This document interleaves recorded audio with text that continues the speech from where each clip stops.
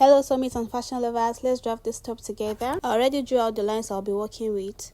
So basically I'm just trying to get my dart here. The dart is getting to the bust point while you come down from the waist by 5 inches to get the length of the dart, and then on both sides half an inch or more depending on the measurement you're working with for your client. So basically I'm just trying to draw out my dart here. After getting your dart, you open up the pattern, spread it on both sides. You see, I just try to tape it down. Get your measuring tape. From the waistline you come down by 2 inches on an actual client, 2 inches or 1.5, and then I roll down with straight line in the middle to get what I'm working with. Then you're going to measure the length you want for the longer part of the top.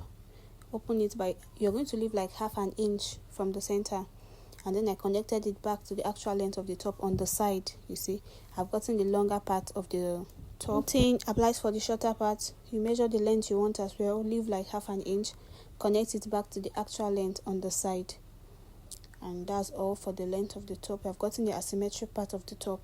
Now we get the neck. It's a V-neck line. Come down by the deepness you want, and then you just connect to your initial width and you cut.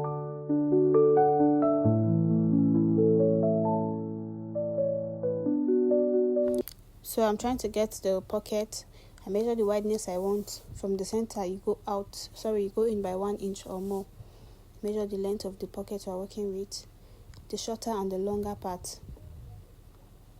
The longer part has split under the shorter one, so we just split it and make sure it aligns with the shorter one. After pleating, make sure both aligns. Tape it down to where you measured, and by so doing we have gotten our pocket. Very easy. I did the same thing for the second part of the pocket, and then I tape it down just so you see how it looks.